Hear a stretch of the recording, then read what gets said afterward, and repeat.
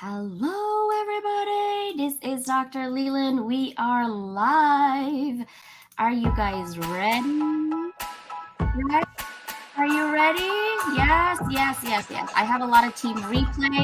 Thank you so much for creating YouTube at 2,100 subscribers. We started March with 36 subscribers. Now we are at 2,100. 4 months, guys. So thank you for all your support, and I appreciate you. So let's start this party.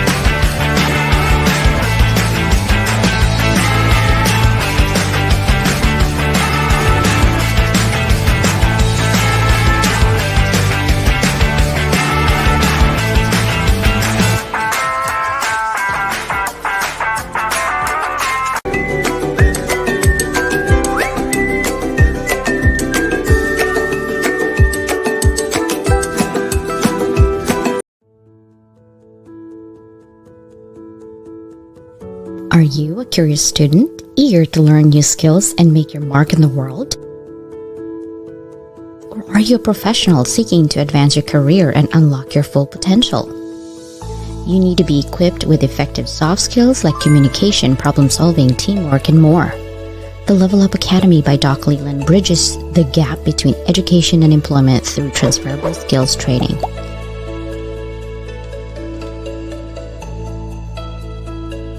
Get the soft skills you need to be more effective at work. You guys ready? How about my global summit for all of those who are inquiring here?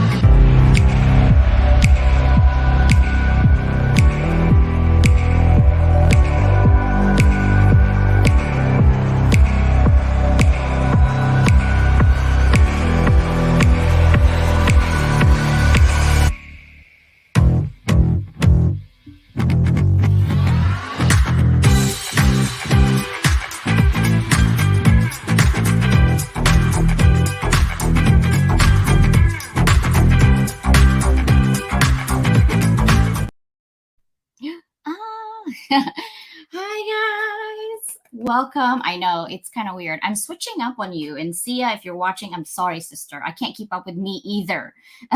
You're like, how do you keep up with yourself? I don't know. I just follow my. Where's my thing? This. I just follow my, calendar, and yes, it's pink. I love pink. Okay. And I just go with that because I have so much going on. I'm on an anthology book. I'm calling you out if you wanted to be in a book with a bunch of really amazing people to get you out there, even if you already have a book. This will be my fourth book. And this is my second anthology book. And I really enjoyed the first one. It was a different publisher. This time it's also another different publisher because if you know me, I love collaborations, right? And so that's what I do best. So let's go ahead and get to know Level Up Academy for those of you who don't know who it is. And I know most of my LinkedIn family over here and friends and family knows who it is, but I'm literally exponentially so happy and grateful that there's like so many subscribers in YouTube. So because this is going on YouTube, I'm going to go every single time over on what Level Up Academy and what we stand for. Level Up Academy was born because of education and the lack thereof. I see that there should be like a triad, right? The top is the student. The left side that takes it is the faculty, the education people, and the right side is basically employment. And all three should work together, but there's a gap. Most people will go to school hoping that they would learn the skills and everything else. But some of us, somehow, the students are taking certain courses that doesn't really align with what they want in the future. So we see a disconnect between your degree and going to work, right? If you're going to be a history major, what are you going to get from that degree? You're spending time and money, but what are you getting from that degree?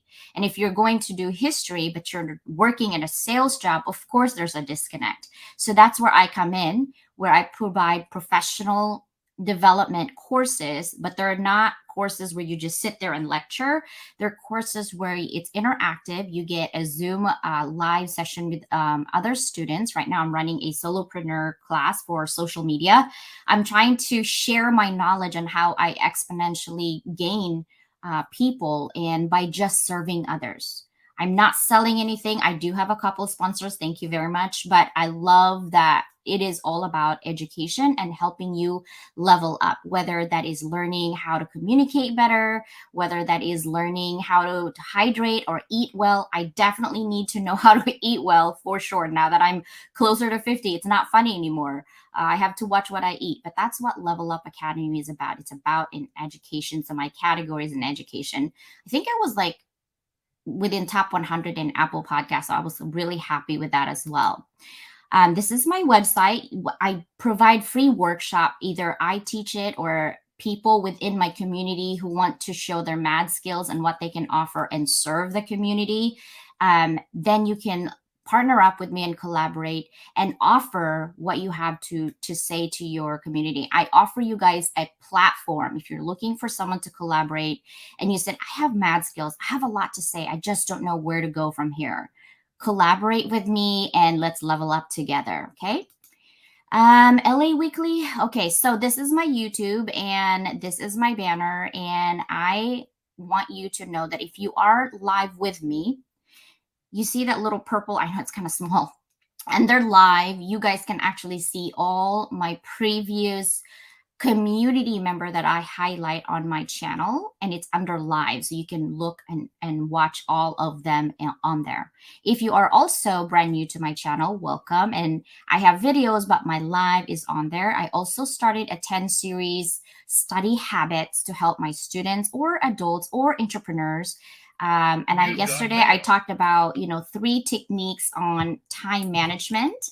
And for those of you that were there, thank you very much. And that is 3: Eisenhower matrix, Pomodoro, and time blocking.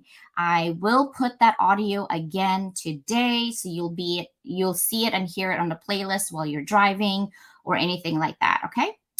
LA Weekly, that was December. I'm really happy that they did that because they have hundreds of thousands, if not millions of followers. And so anybody that is associated with me at some capacity also gets views from LA Weekly because they're active. They're really active on my website. I've been seeing a lot of traffic on my website as well. So that is how you could collaborate and get your SEO score high within Google. And shout out DFW, babyboomer.org. These are just some that I highlight. I was number 29 out of 100 podcasts for education through FeedSpot. Woohoo! I was like, yes, I made it on within 30. So thank you so much for collaborating with me. I appreciate you.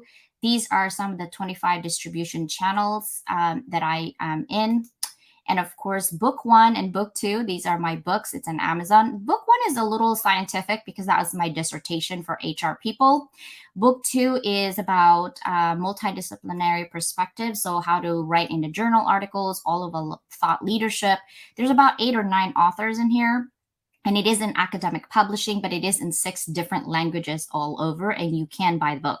It is about $46 because it is in academic publishing, and we did all of our research. It definitely is an APA 7th format, guys.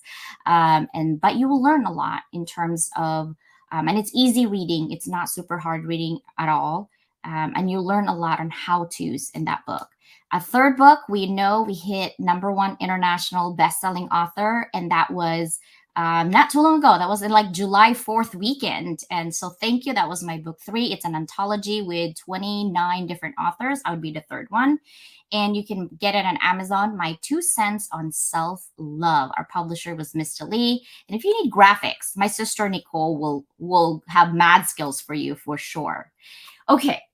This is one of my sponsors today. And this is about Rattled Awake. We are still currently looking for authors. If you already wrote a book, you're like, I don't need another book.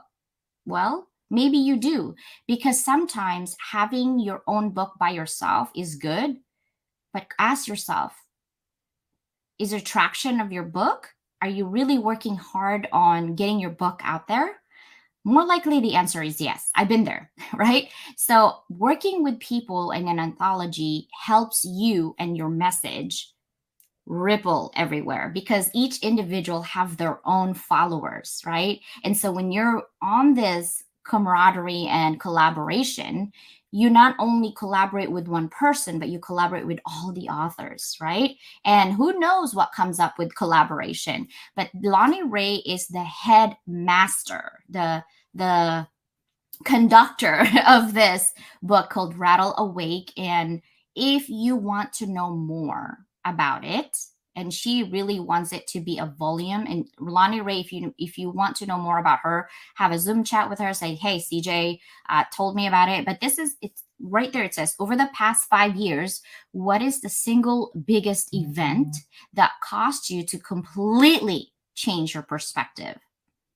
And that is what it's all about, right? To me, the way I see it is an adversity that I went through.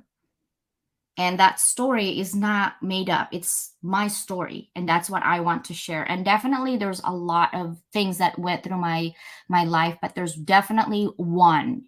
Okay. I think she wants us to focus on like one because it's a single biggest event. So one biggest event in your life in the last 5 years that completely changed your perspective. I'm sure you all know what you have in there, but that is what Lonnie Ray is doing.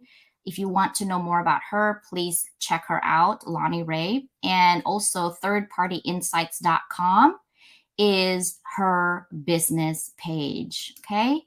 This right here, if you have a cell phone, go ahead and scan it and you'll have more information on what she offers for this book. I am on the book. A couple of my sisters are on this book. I'm so excited, guys. Like, whoa, 4th book.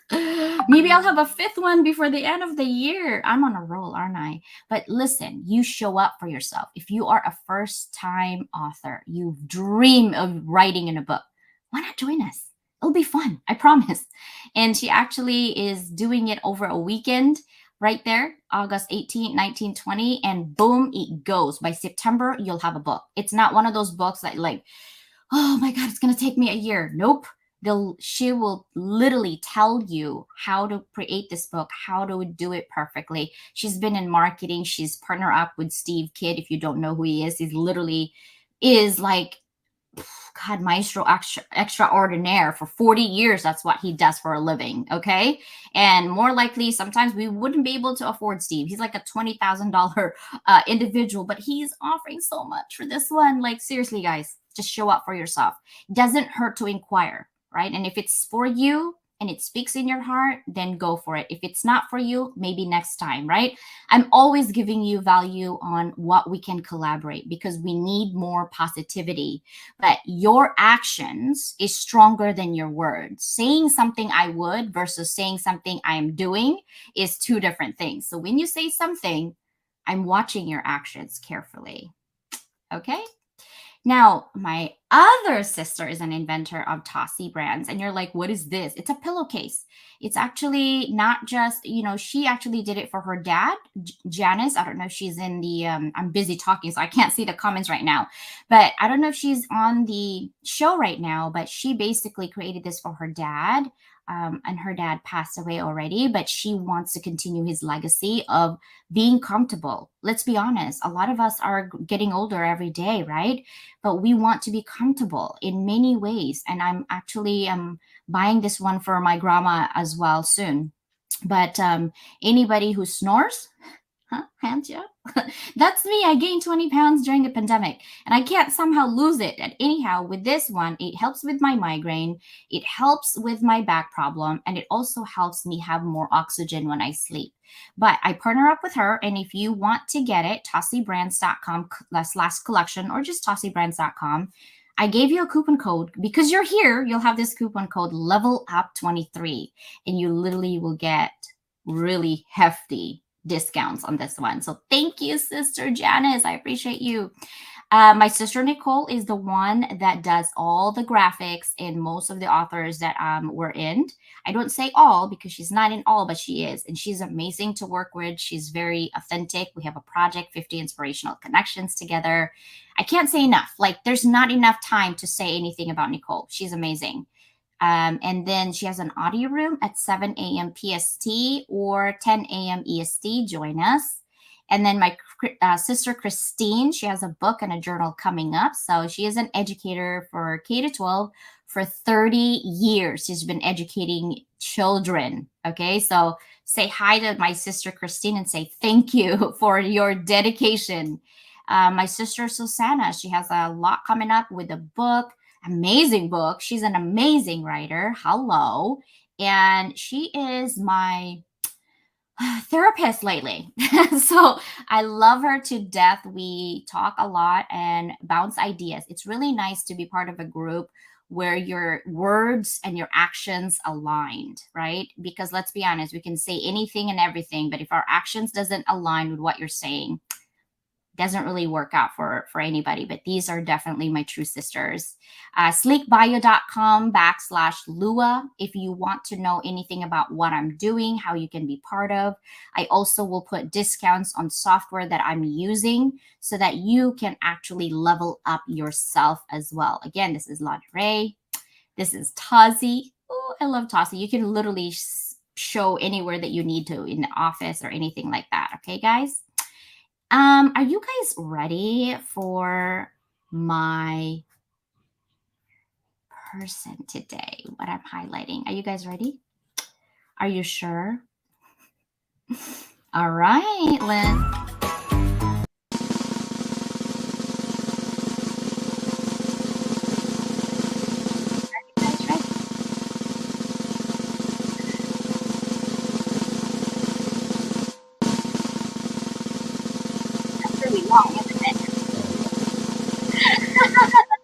Well, you know what? I'm just celebrating you right now because this conversation is going to be amazing. How are you, John? I'm good. How are you? Good, good. So welcome to Level Up Podcast. And we had a really great conversation before this even live came in, right? Yeah. No, I'm looking forward to it. I think it's going to be an interesting ride. I think so too. I think so too. I wanted to ask you, I'm always going to just get through it. The first, think about 20 years of your life and all the significant events that happened in your life and how you got here today. Can you take us back to that? So 20 years ago, we were in the midst of adopting our two children through the state of Florida. So that was kind of a big life event that was central to our lives, let's say. And that process was taking a while because we enrolled in what's called a FOSS to Adopt program, where the rights, the parental rights for the children are still in place, and it's a process that you have to go through. And so was complex. We learned a lot about our legal system, and we learned a lot about the foster system and adoption through the state of Florida. But we got through it. But that was kind of a big learning curve in our lives, and a big life experience. Obviously, having two little ones in the home at once, that was a shock that we had to get used to. So that was the big thing. But the other interesting thing is that I don't know if you remember the failure of Enron, WorldCom, etc. Arthur Andersen. Yeah. All that controversy led to Sarbanes-Oxley, which was a set of regulations that, for what I do, I'm a data analyst, completely changed my world. And so we were experiencing tremendous growth in terms of work volume and training, and having to scale up, not just my own office, but also across the country, because there were only a few of us that did it, and suddenly we had to really ramp up. So it was a time of great growth professionally, and an exciting adventure in terms of adopting our two children. But not long after adopting them, we actually went over to Switzerland for 3 years, and I started up a data analytics group there I worked for a Big Four firm, and so I was started for the Swiss firm there, and that was fun, a lot of fun. And then went back to Chicago after that. I had been in Tampa, though I started my career in Chicago. So after Switzerland, we went back to Chicago, and that was a lot of fun. That was after the financial crisis of 2008. And so, again, my skills were in demand because C-suite executives were looking to their internal audit departments to find out, how can we get our handle on this and get through this time? What do we need to do? And so internal audit departments in turn look to Big Four firms to help them, right? And so I was doing a lot of internal audit data analytics. Did that for several years, and then left and tried software sales. Didn't like it and wasn't very good at it. So that's why it only lasted a year. So then I started going out on my own, and I ended up doing contracting for the Office of Inspector General down in DC. So I was commuting from Chicago down to DC every week. And it was actually one morning, I was in a corporate apartment, and I was stepping in the shower, sort of half asleep, when I had this brain dump. And the brain dump, I never experienced anything like it. And so as soon as it slowed down, and I could tell it was stopping, I scrambled out of the shower and started scribbling down all these different concepts and insights on whatever I could find. It was like the back of junk mail envelopes, right? And maybe a scrap sheet of paper or two. But then finished getting ready for work, went off to work, came back home, sort of excitedly wanting to look at what that scribble was, right? And so I looked at it, and I got out a clean sheet of copy paper, and I consolidated all the different scribble into a list. And I stood back and looked at that list, and I said, there were 11 concepts. And I was like, wow, these could be chapters of a book. But if you know anything about data analytics or data analysts, we're not big on writing. It's not our go-to activity. And we're big on math and puzzles and challenges and having to figure things out. So I had a natural reaction. I went down and bought a pint of ice cream, and then sat in front of the TV the rest of the night, and just kind of ignored the experience. But I got up the next morning, got ready for work, and I went over and I looked at the list of 11 topics again. And I thought, if these are crazy, then I'm just going to write it off and move on. But I looked at the list, and they made a lot of sense. And I'm like, this is it. This is good. And so right there, I committed to writing for 30 days, and several years later, finally published my book, which leveraged the field for success. And right now I'm still a data analyst, but I enjoy speaking about the book and the topics whenever I can. I write occasional articles, obviously enjoy speaking on the topic, and you can create a nifty quiz, which I can talk about a bit later. But what it does is it does a kind of assessment of sort of where you're at on your journey of engaging the field. Because a lot of people do it naturally. Like, they don't even think about what they're doing, but they know how to play the game, right? They know how to do the right thing at the right time to keep their their lives progressing forward. So it kind of measures where you're at on that journey, and then there's 10 possible recommendations that come from your score basically on the quiz. And so it's a nifty little quiz that I create, and I have a website, of course. Yeah. So tell me a little bit about the book and what it's all about, like a summary. Well, it's I wrote it for folks that are in the business world, and that obviously could mean nonprofit organizations as well. So it's in layman's terms. It's not. We don't get into technical details of quantum physics or quantum mechanics. But what it does is it starts off and says, okay, here's what the quantum field is, sort of at a basic conceptual level, and then it moves into the core dynamics of the field itself. And so briefly, to understand the field, there's really three things you need to understand. One is that at the base level of all physical matter, whether we're talking about our bodies or the table or the computer or a piece of granite, what we've discovered is that the very bottom of the smallest particle of that matter, it's just energy. It's just energy waves.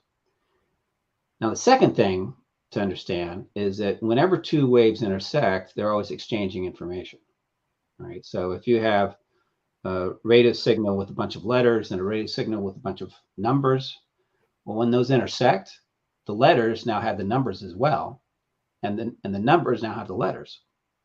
And this has been proven. This is not this is, I guess, classic physics. It's not quantum physics. So what that means is all this energy that's around us is all intersecting and creating this kind of one massive web of energy. The quantum energy field. It's one massive web, sort of soup of energy. And the third thing is that communication at the quantum level is instantaneous. If you like documentaries that sort of get into this sort of thing, there's a great one on Prime. I think it's on YouTube as well, called I think it's called Einstein's Riddle. No, right. I've seen that one actually on YouTube. Yes. Yeah, and they basically prove how this instant communication, regardless of distance, that occurs in the quantum field. Right. So communication that we can't measure. There's no that whenever something changes for two things that are entangled, whenever something changes to one, it happens to the other at the exact same time. So if you think about flipping on a switch, a light switch, it's essentially the same thing. When you can do that, then really communication is instantaneous. And there's lots of money going into researching this right now, right? Because if you can crack this nut, then something like communication in Star Trek or Star Wars or whatever, that is actually real. That could really happen. You know, Yeah. regardless of the distance, we could actually communicate that quickly. So here's the question. If you know that you are connected to this web of energy, and you know that our thoughts are energy, right? How can you realign your approach or what you do or how you think to be able to take advantage of this field, right? Because the field's connected to everything. So if you need to make a certain connection, but you're not sure with who, the field could help facilitate that. If you are wanting to go farther in your career, the field can help you do that. It's not going to do it for you, right? But it can help set up certain events or challenges so that you learn the new skills and capabilities so that you can then take that next step.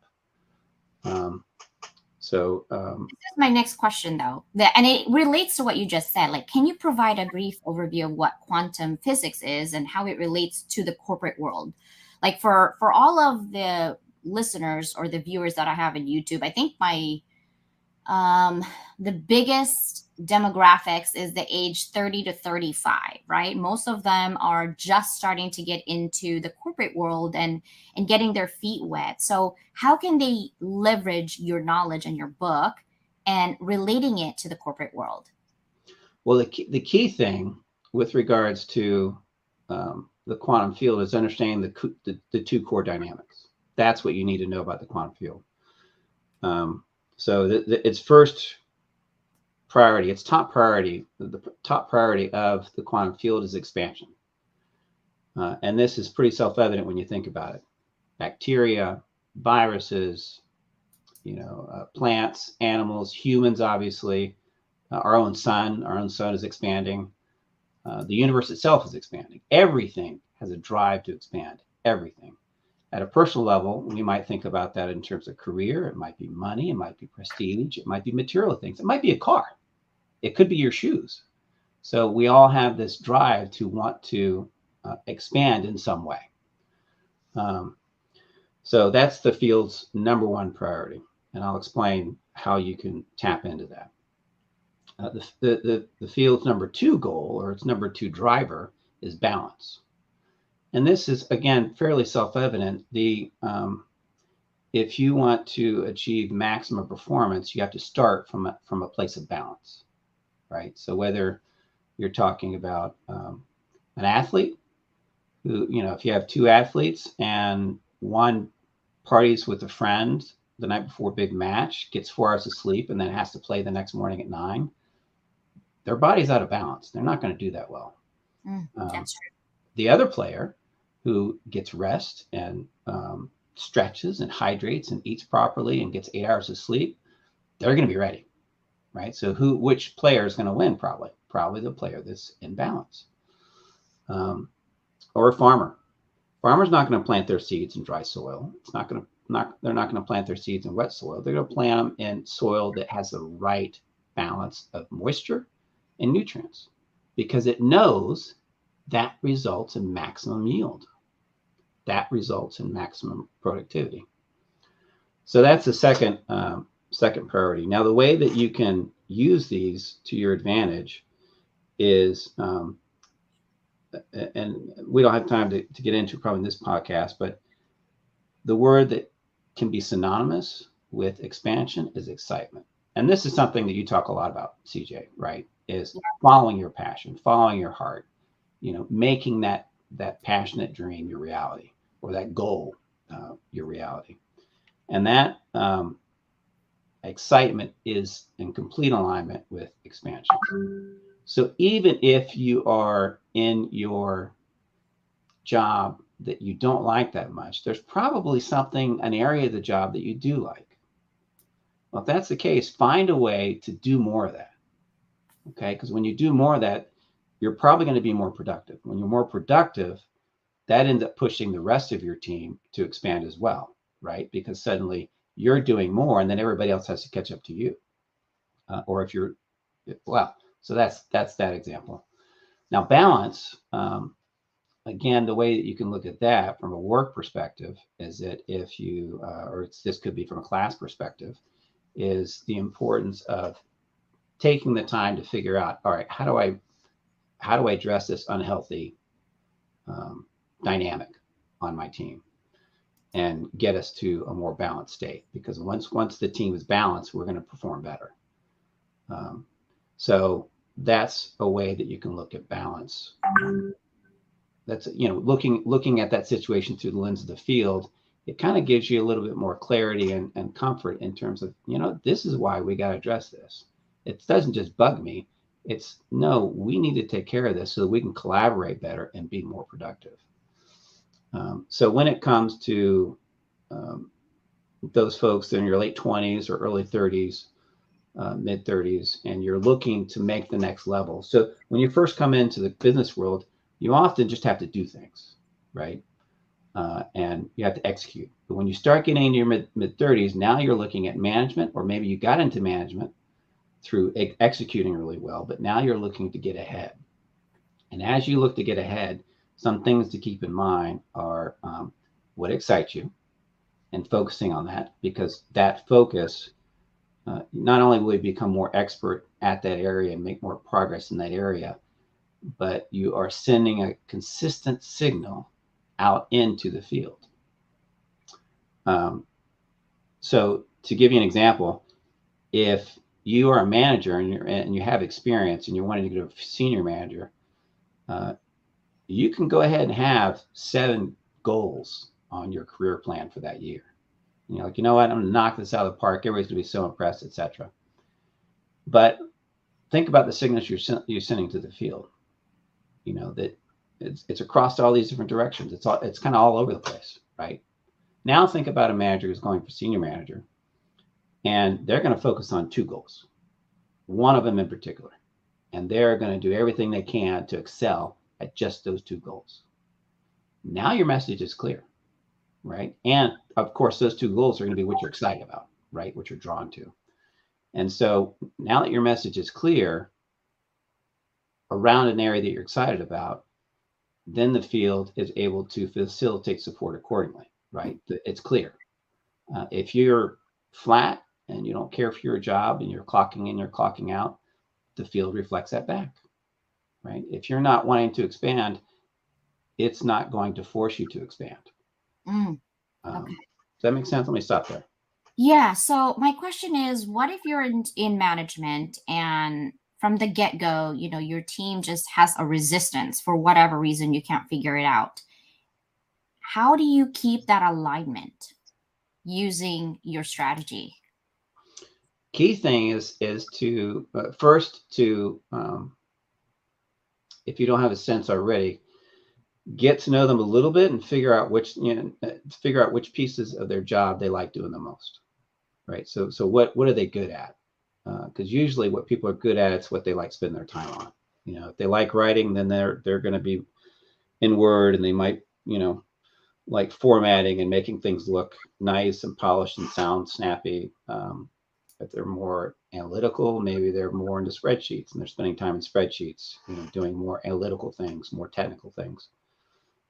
So first you want to get to know your staff well enough so that you have a sense of what their strengths are. And then you would meet with them individually, and you would talk to them about their strengths and ask, and you would probe them, sort of see how serious are you about this? Because I'm looking at making some changes on the team, and I want people to be happy with what they're doing, but I also need them to be productive. Mm-hmm. And to be productive, I want you focused on your strength, what you want to do. And so you have those discussions, and then you look at those different pieces. Because people are different, they're going to have different areas that they want to focus on. And so now you can look at it and look at that and see how can we rebalance each of your workloads so that we can still meet the team's goal and yet be doing things that we're happy doing. And it's tough when you get somebody who is a little bit lost and who isn't really, nothing's resonating with them and you can't find what excites them. Well, that is still a signal in a way. If you're looking at that from the field perspective, that person's not where they're supposed to be, right? And so then if you're in a larger organization, you might talk with them and say, hey, how can we find something that's going to trip your trigger, that's going to float your boat, right? It's going to make, what would you really like to be doing? And you try and help them place them elsewhere in the organization. And then if they don't, then it's time for them to move on because they're not excited doing what they're doing, and they need to figure that out, right? But you need someone productive there, and that someone's going to be happy doing what they're doing, and you're not happy, So, go ahead and that, if you're one of those people that gets cut, like maybe it's a layoff, right? It's not for performance, but it's a layoff. Then it's important to raise your awareness and pay attention to sort of everything around you, because you never know what connection might lead to a great opportunity. Mm-hmm. And that's we don't know each other, CJ, but I have a sense but yeah, I think here's the thing that I have experienced in the past, and also some of my friends. I talk a lot on leadership. I have another group in the international world on a lot of project management group and CIO and CFO and founder. And what I find fascinating is, we all talk about collaboration. We all talk about serving others, but yet our action doesn't align with our words. And most of us are either in management position, middle management, right? Because we have our own company and we also work somewhere else. what I find fascinating is when people don't like you, but they don't know why they don't like you, and they're always making your job, difficult. And the petty gossip, the petty conversations that goes behind your back. And so I had this one girlfriend that she said, I really love what I'm doing, but I feel like I'm working in a toxic working environment because there's just petty people gossiping about what I'm not doing versus what I am doing that's positive. But any changes that this person would make, they will just complain about it. Like, I'm sure you know what Google Form is, right? So when you put in Google Form, you click on it, it's not a big deal. But it's like, oh my God, this is too much work. And it's just all those little petty things that people would say. How would you use quantum physics to be applied to foster that better collaboration and teamwork in employees when they team is kind of resistant to the change of who their new manager is? You really, so there's two things to keep in mind.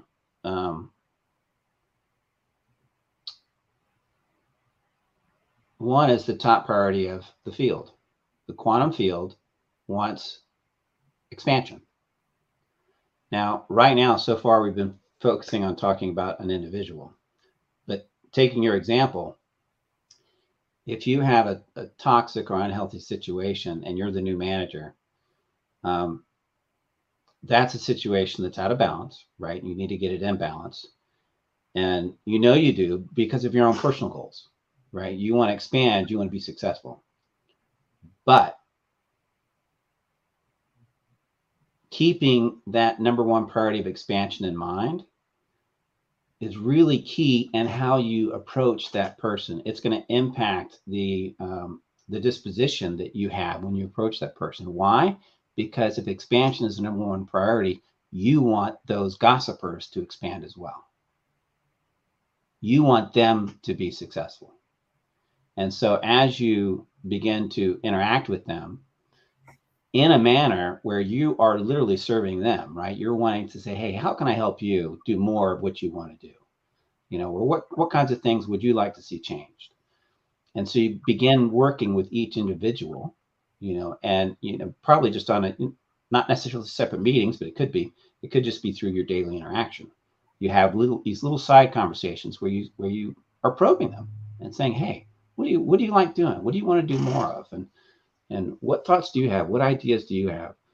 You're helping, number one, you're stimulating them through that kind of questions, those kinds of questions. They're having to think like, oh, this person, my boss wants to know what I think. That right away changes any gossiper's disposition, because when they start giving ideas and you as the manager start taking their ideas, now they're invested in the leadership, right?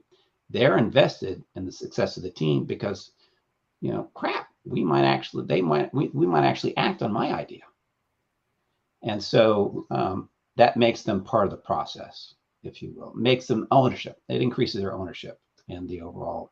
The stakes is higher when it's your idea and not somebody else's idea. Right. But it's also funner for them.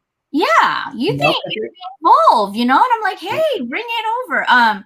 And I love working with people and collaborating with people, but sometimes I think at the very beginning, you have an idea, but some people are just not ready to jump in. And I find that alignment takes time, but in the middle of that alignment, things change so rapidly that things just go downhill or uphill, however that goes, right? And I think for me, I love the conversation of energy, because it's so weird when you're close to somebody and you're feeling kind of out of alignment and they just call you out of nowhere and said, hey, are you okay? And I'm like, hey, how'd you know I wasn't okay? That to me is fascinating. So when we had that conversation about, energy, I was like, I'm in. I think that's really fascinating, because I've had a lot of those moments of aha moments and questionable moments. Like, how do they know? Like me and my husband know what we want. We've been married for 20 years. So when he sometimes talk, he's like, you're so irritating. You always finish my sentence. And I'm like, I don't know what to tell you. I know what you're going to say. You know what I mean? Like, I don't know. So I'm like, okay, go ahead and talk. I'm just really going to intentional and shut up. because sometimes he talks and he goes in this circle, and people that he's talking to, like, I can tell in their facial expression they're so confused. So I tend to help him in the conversation and, like, put it in. And then he looks at me and I'm like, oh God, I'm gonna get it at home. Oh my God. But I know what he was trying to say. And he just sometimes get into that moment of excitement, and he's just trying to make sure that people are really getting it, because sometimes I'm like, honey, you got to read the room. I need to read the room sometimes. Like, when you're so excited about the conversation, you forget about the other people. Right. And you're like just going to it, and you're like, wait, I am talking to other people. So what do you think? You know what I mean? Like, so you keep going. So I was like, just slow down. But we had that conversation. So my next question is, are there any specific practices or techniques that businesses are using to create a sense of interconnectedness among their teams? Yeah, there's lots. Yeah, I mean, books and books and books have been written on this topic. The key thing from my book and from this approach is authenticity. Basically, whatever approach you take, whether you're doing the DISC personality profile or Myers-Briggs or whatever it is to figure out and try and rebalance your team that way, or if you're doing like a retreat, maybe a half-day retreat at a local hotel or something, or maybe it's even just a nice conference room within your building, to try and get more involvement in terms of thinking and planning the way forward for your team. There's all, whatever it is, the key is authenticity, and being really clear about your efforts or your intentions. The other thing is openness, right? So you brought up this matter earlier, which often a good idea is bubbled up, but that new idea rarely stays in its original form, right? Mhm. Because there are a lot of different things to consider, and you're only one person, and you can only sort of consider so much. And different people have different Ideas. styles and Yeah. different insights, different gifts. So as everybody brings their ideas to that original one, it changes, and that's what you want, and that's where the openness comes in. And another concept that I talk in my book about is harsh truth. And obviously you have to be sensitive, or not sensitive, but aware in terms of how you communicate harsh truth. But it's important to bubble it up, because you want that idea to be the best it can. And if someone's not saying something, then that's a blind spot for that idea to be successful. So really, whatever approach you use, let it be authentic. It should be something that everybody gets behind, right? That gets back to that excitement, the importance of it. Excitement equals expansion, right? The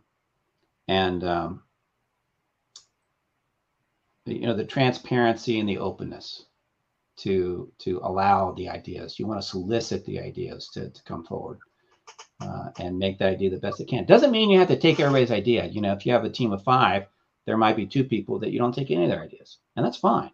But even if they contributed ideas, it generates that conversation, and you can test, does our idea cover what they're concerned about? So does that answer your question? Yeah, and I'm just like actually thinking about, like, I love that you said about authenticity, and I think a lot of people, especially here on LinkedIn, and I'm sure on my YouTube as well, that a lot of people talk about authenticity, but I don't think that some people really know how to be authentic because they've lived a life of the way they're living. And so to me, authenticity is being transparent and being in alignment with your words through actions. A lot of people says, "Oh yeah, I'm totally authentic, I'm transparent," but then what you say doesn't align with your actions. And that is my problem with people, right? And I know I'm not for everybody. My personality, I'm always bubbly. That's just my energy. I'm always like an energizing bunny. But I'm always thinking, and I watch people's actions and I follow them for a little bit and see when they're saying something, are they following it up with actions? And a lot of people, when they get caught with not alignment, they don't even apologize or not accountable for their own actions. Yet they cry, "Oh, I'm trying to be authentic." How do you make that into alignment? Like you said, sometimes you got to do the harsh truth to somebody if you really care about them. But if they don't see it, how do you keep that alignment? Well, no, but you just hit the nail on the head. It's about harsh truth, and there are a lot of creative ways that you can deliver that. But when I talk about that number two priority of the field, the number two driver, if you will, balance, and the importance of balance to the field, which we can get to. Well, Jay, if balance is so important, why is the world so out of balance? We can get to that in a second. But another way to look at that concept of balance is accountability. So when you talk with someone and suppose they're supposed to play a role in creating this idea that everybody's come up with, and you're starting to suspect, oh, I don't think they're doing what they're supposed to be doing, and right, so that gets back to that superficial authenticity. Oh yeah, no, I'm in, and you get the sense I don't think they're pulling their weight. Then as a manager, you have to create milestones to kind of have check-in points, and to make sure that they are indeed progressing on what they're committed to, what they said authentically. No, I'm excited. I want to do this. And then, of course, if it turns out they're not making progress, well, then you have to peel back that onion, and well, okay, what's really going on? What do you really want to be doing? That kind of thing. And of course, and when you've already made a commitment to an end goal, you can only flex so much because you still have to produce the end goal. Yeah. That everybody's committed to. And so again, from a harsh truth perspective, that might be, look, I know that this sounds like this may not be that fun for you, but you kind of jumped in and I need you to produce, let's get through this. And then maybe, for the next one, we can talk a little deeper, and find out, okay, well, this wasn't quite what you wanted to do. What would you really like to do? But for right now, we need to produce. Yeah, we need to stay on task, and that actually makes it easier when you're in a working environment, because the end goal is not about you or that person. It's to produce for the organization, right? That's Right. your end goal to your customers. I think it makes it more difficult when you're in a friendship group and you have that not aligned goal. And like I said, when you say something that you're supposed to be doing and then you're doing a different action on what you're saying, the alignment is off. It's kind of hard. And I don't like burning bridges, because that there's always opportunities to collaborate. However, I'm also true to myself. When I feel like there's no accountability, I'm bouncing, because you can't change a person, right? You can't. I tried with my husband. All I wanted to do was for him to put his socks in the laundry basket next to his bed, and it hasn't happened in 20 years. So I know I can't change people. You're guilty, aren't you? Yeah. I'm telling your wife after this. Yeah, she knows. She's I exactly. know. But what I'm saying, like, you can't change people. So I'm Well, hopeful. I'm always hopeful, like, oh, I'm hoping. But at the end of the day, I also am a people pleaser. So I know that I take it a notch down and have boundaries. Like, if I see people that are not in alignment of what they say, and I always think, well, what does that give me? Good energy or bad energy? So when people gives me that ick feeling, I'm bouncing. Not that I don't care about the person, they're not good people. That has nothing to do with that. It's what I allow the energy to pour into me. And Right. it has nothing to do with anybody else. It's boundaries. And I know it sounds selfish, but I have one life to live. And I'm not getting any younger. So my Right. decisions doesn't affect anybody but me. Right. And so whatever you allow in your space, you have to live with it. Right. Whatever actions you did, you have to live with it. And you need to be accountable for your own actions rather than pointing fingers at anybody else. That's how I feel. That's yeah. And you could approaching that same situation. There are two ways you could do it, right? There is digging in and peeling back the ends and trying to figure things out, or perhaps you or the rest of the team compensates for the lack of performance. Mm-hmm. You'll deal with that later. You'll get the project done and produce, but you've drawn a boundary and said, you know what, this person's slacking. They're not pulling their weight. Let's just get this done. I'm not going to, I don't want to work with them if they're not going to deliver. Yeah.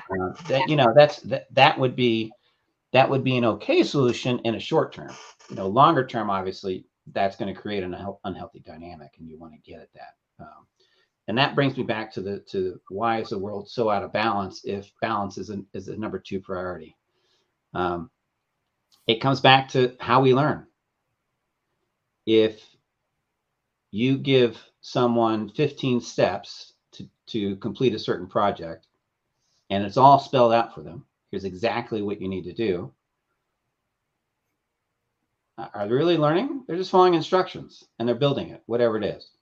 Now, if you give them a project and you say you have these 3 tools to build the project, figure it out, which student is going to retain that knowledge more, the lessons from that experience more?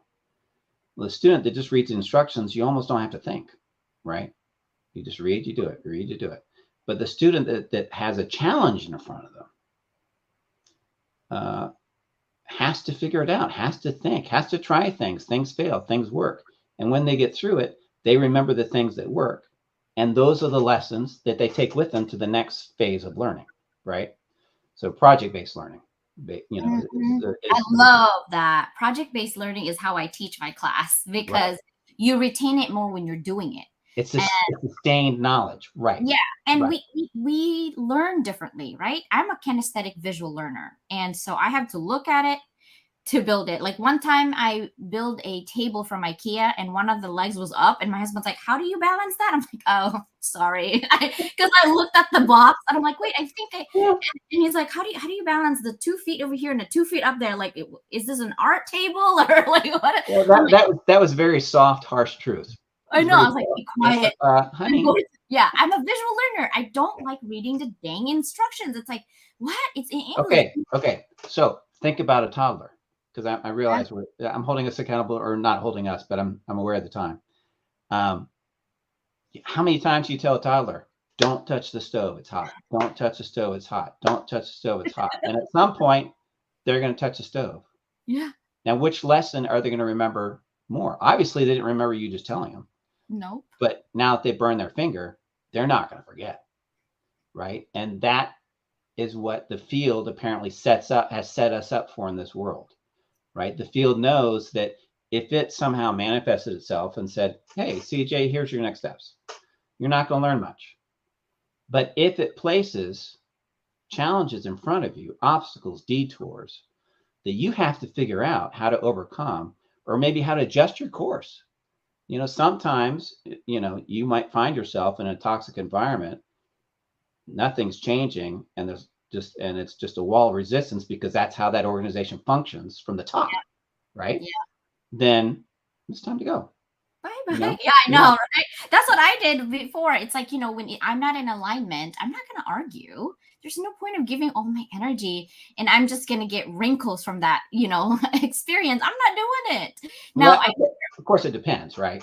Well, most of the time, this is what I'm saying. Like, I love working with people. I love collaborating, but when it doesn't pour into me and my energy space, I just bounce, and that's how I protect myself, because I've learned so many times that I've been burned so many times, but I also see each experiences is a lesson learned, but not to take the past, like, oh, I'm going to get burned from this relationship. That's already a negative thought. I don't do that. I do one at a time, because that's how I learn. And each person is different. They might look kind of the same, but it's different, right?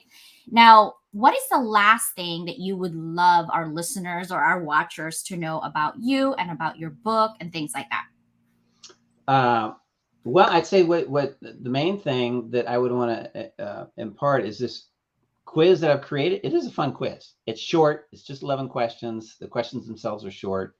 But I had a lot of fun creating it, and it is something that, you know, you can use again to sort of get an assessment of, okay, here's more or less where you're at, and these are the next steps if you want to keep going farther. So, and that's it on my website, mckeegroup.com, or, you know, you can just go to mckeegroup.com/free quiz. Either one will get you there. So that's the main thing I want to say. And I also put out weekly emails. So if you sign up for the quiz, then you'll get my weekly emails as well. So my main goal right now, CJ, is just to build and foster a community of folks that want to learn more about the field and how to use it in their lives. And so that's a big motivation for me doing this work and writing the weekly emails and occasional articles and speaking gigs. Is Perfect. you Well, know, thank you so much for your time today, guys. If you need that conversation, please go ahead and hit like, subscribe, and also hit up John for all those information. I would love to take that quiz though. Like, I want to know more about that. Stay in the background. I'll be right back. Okay. I'll be right with you. Bye. So, guys, that was so amazing, right? I mean, there were so many things that I wanted to ask John, and we ran out of time. But here's what I'm gonna do, and I promised my sister Ferlin before I go, is I'm gonna show you what I have been using for my facial routine to get no wrinkles and also clean. And my brother Tim from Australia also uses this, except I'm a girly girl. Okay. So I'm white and bronze. And this is like Rolls Royce. Okay. And I didn't say that. The magazine in the global space said that. This is the Rolls Royce of facial cleanser on your face, and it does get all the gunk. Like, I literally clean my face after that, and then it basically cleans everything else, and it takes away the dead skin cells from your face even after, so it prevents from having big pores. And this is called the Lumi Spa. I will get the link in you guys to show you and how that works. But if you guys are looking for something within your skin, because I already told you I'm approaching close, I'm closer to 50 than I am in my 30s. And so you see those pores and things like that. So this is definitely for you, and check it out. Okay. Well, thank you so much for watching us today. I appreciate you, and I will see you next week. Have a fantastic week, guys. Thanks for watching another episode of Level Up Academy today, brought to you by your none other host, Dr. Leland. Please do not forget to hit subscribe or push that notification bell, so anything that we have an activity on at Level Up Academy, you will be the first one to know. If you would like to be a guest in our podcast, both on the MP3, audio only, and also here on live in our YouTube channel, please let me know. DM me. Let's connect. Have a fantabulous day.